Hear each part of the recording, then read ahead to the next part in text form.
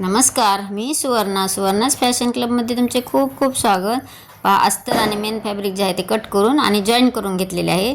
आता आपल्याला त्याची कॉलर जी तयार करायची आहे, कट करायची आहे, त्यासाठी मी मेन फॅब्रिक आणि त्याला कॅनव्हास पेपर इस्त्रीच्या सहाय्याने चिटकून घेतलेला आहे. पहा, त्याची उंची घेतलेली आहे 10 इंचाची. तर वरच्या साईड गळा कट करण्यासाठी 1 इंच घेऊन एक निशाणी केली आणि 3.5 इंचावर गळा रुंदी जी आहे ते 3.5 इंचावर घेऊन निशाणी करून एक चौकोन बॉक्स आखून घेतला. आडवे 3.5 इंच आणि उभे 1 इंचाचे आणि पूर्ण कॅनव्हासची उंची लांबी घेतलेली आहे 10 इंचाची. आता गळा घ्यायचा आहे, आपण जिथून चौकोन आखलेला आहे तिथून घ्यायचा आपल्याला. तर 6 इंच घेतलेला आहे मी. तर हा गळा जो आहे तो थोडा मोठाच असतो. नॉर्मल जे ब्लाऊज असते आपले त्याच्यापेक्षा हा थोडा मोठा असतो. तर मी एक रेष ओढून घेतली, एकदम मधला सेंटर सोडून त्याच्या साईडने एक रेष ओढलेली आहे. तुम्ही याला गोल गळाही करू शकता किंवा चौकोनही करू शकता. हे पहा, एक सेंटर सोडून एक रेष ओढलेली आहे आणि आता चौकोन जिथं आहे तिथं मी निशाणी करून घेतली. हे पहा, आपल्याला दोन्ही साईडला असे चौकोन आखून घ्यायचा. दुसऱ्याही साईडने बरोबर आखून घेतले. आता एका साईडला जशी रेष ओढली होती त्याच पद्धतीने दुसऱ्या साईडला रेष ओढून घ्यायची. एकदम मधला सेंटर सोडून त्याच्या बाजूला रेष ओढायची आहे.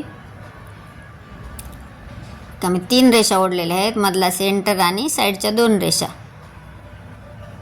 ह्या पद्धतीने आपण जे कॉलर जॉईन करायची आहे ती आखून घेतली. आता जसे आखले आहे तसे मधोमध सेंटरला आपण कट करून घेणार आहोत. कट करताना काळजी घ्यायची की बरोबर मध्यभागीतूनच आली पाहिजे कटिंग. एका 2 पार्ट कट झाले, कारण आपल्याला पुढच्या साईडचे हुक आहेत त्याच्यामुळे आपल्याला 2 भाग कट करावे लागले. तर आता व्यवस्थित ठेवून घेऊन पिन लावून घ्यायच्या. त्या दोन्ही पार्टला मी असे व्यवस्थित पिन लावून घेतली.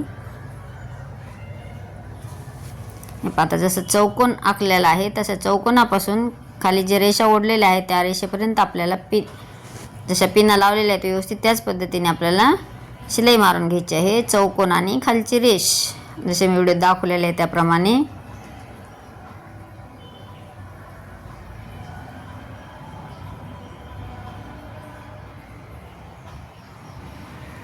आपण जिथपर्यंत पॉईंट केलेला आहे तिथपर्यंत आपल्याला म्हणजे गळ्याची उंची जिथपर्यंत घेतलेली आहे तितकीच रेष ओढलेली आहे तेवढीच आपल्याला मशीनची शिलाई पण मारून घ्यायची. दोन्ही साईडच्या टिपा मारून झाल्या. खालच्या साईडला लॉक करून घ्यायचे. पिन काढून घेऊया. आता पामधला शिलाईचे मार्जिन सोडून आपल्याला कट करून घ्यायचे आहे. छोटा कट मारला, जो चौकोन आहे तर कट मारायचा आणि साईडचे थोडे टोक कट केलेले आहे. आता आतील भाग बाहेर काढून घेतला. टोकदार साह्याने तुम्ही मारतूल घ्या किंवा कात्रीच्या साह्याने आपण असे टोक काढून घेतले. ह्याला प्रेसही करून घेऊ शकता तुम्ही. आपल्याला टिप तर मारायचीच आहे पण याला प्रेस केले तर अजून व्यवस्थित दिसते. म्हणजे जे कॉलर आहे ते एकदम फिनिशिंगने दिसते. पहा, साईडचे दोन साईडचे जसे मी व्हिडिओ दाखवलेला त्याप्रमाणे दुमडून टिप मारून घेतली.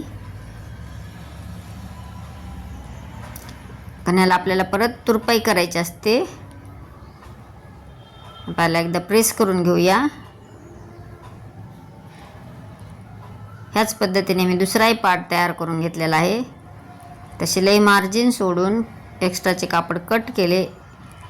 जो चौकोन आलेला आहे तिथे थोडा एक कट मारला आणि आतील भाग बाहेर काढून घ्यायचा. असे साईडला मी दोन्ही साईडला असे जसे दाखवलेले त्याप्रमाणे टिप मारून घेतली मशीनची.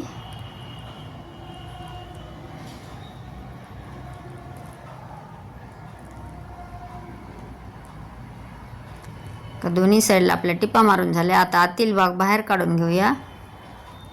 जसे पहिल्या एका साईड पार्टला केलेले आहे त्याच पद्धतीने दुसऱ्या पार्टला करायचे.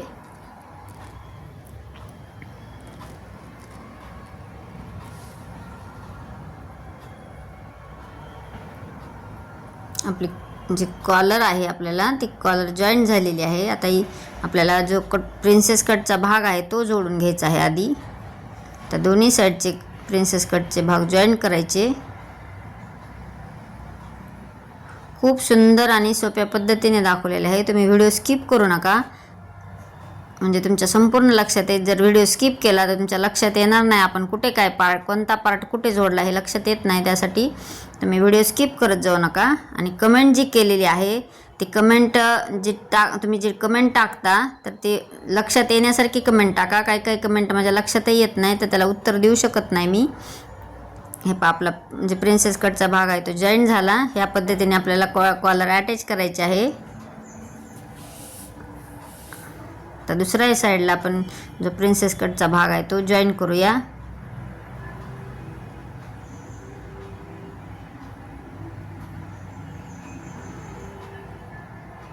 खूप सावकाश पद्धतीने मी दाखवलेले आहे. आपले दोन्ही प्रिन्सेस कट जे आहे ते जोडून झाले. अशा पद्धतीने आपली कॉलर येणार आहे. त्याआधी आपल्याला आयुपट्टी पण लावायची, पण कॉलरच्या साईडला आपण एक दाबटीप मारून घेणार आहोत, म्हणजे जे ब्लाऊज आहे ते एकदम फिनिशिंगने दिसते. दोन्ही साईडला आपल्याला अशा पद्धतीने जसे व्हिडिओ दाखवलेले त्याप्रमाणे एक टीप मारून घ्यायची काठाने. एक साईडची मारून झालेली आहे तर दुसऱ्या साईडला याच पद्धतीने मारून घ्यायची. जो जॉईंट आहे तो जॉईंट एकदम बरोबर व्यवस्थित असा पकडायचा, म्हणजे आतील भाग बाहेर येणार नाही याची काळजी घेतली पाहिजे.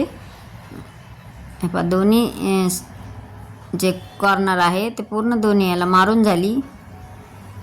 आता आपण आयहुक पट्टी लावूयात. ह्या पद्धतीने आपली कॉलर येणार आहे. तर ह्याला आपल्याला हातानेही टाचू शकता किंवा मशीनची टिपही घेऊ शकता. मी मशीनची टिप घेतलेली आहे. थोडेसे मशीन चालवून मागे पुढे करून लॉक करून घेतले. याच्यावर तुम्हाला शो बटन लावायचे असेल तर शो बटनही लावू शकता. साडीच्या कलरचे शो बटन लावू शकता. तर ह्या पद्धतीने आता दुसऱ्याही भागाला मी याच पद्धतीने आपल्याला कॉलर अटॅच करायची.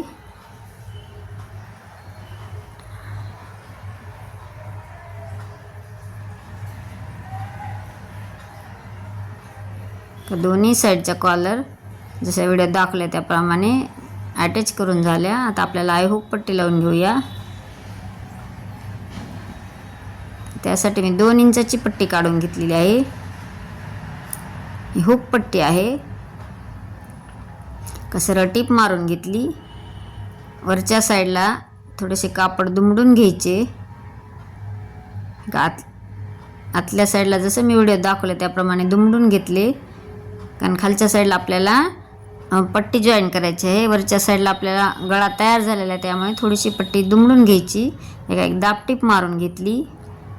आता पूर्ण भाग पट्टीचा जो भाग आहे तो आतल्या साईडला दुमडून घ्यायचा आणि ह्याला तुरपाई करून घ्यायची, म्हणजे फिनिशिंग दिसते. ब्लाऊजला जे आहे ते फिनिशिंग दिसते. मी तुरपाई करून घेणार आहे.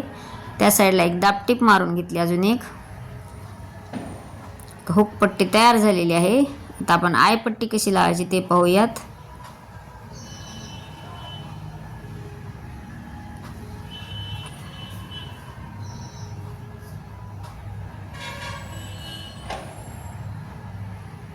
आयपट्टी लावण्यासाठी आम्ही अस्तर चिप कापड घेतलेले आहे.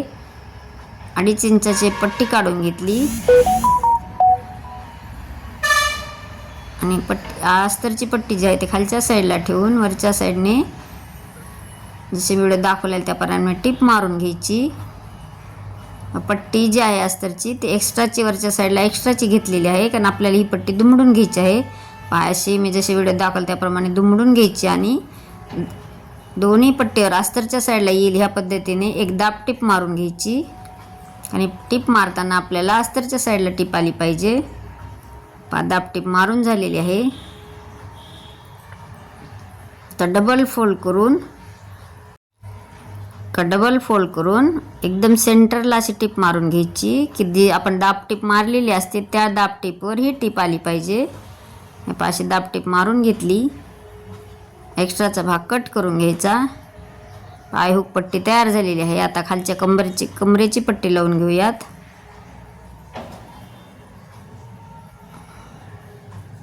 तर ह्या साईडने दुमडून घ्यायची आहे खालच्या साईडला. पहा जसे व्हिडिओ दाखवले त्याप्रमाणे.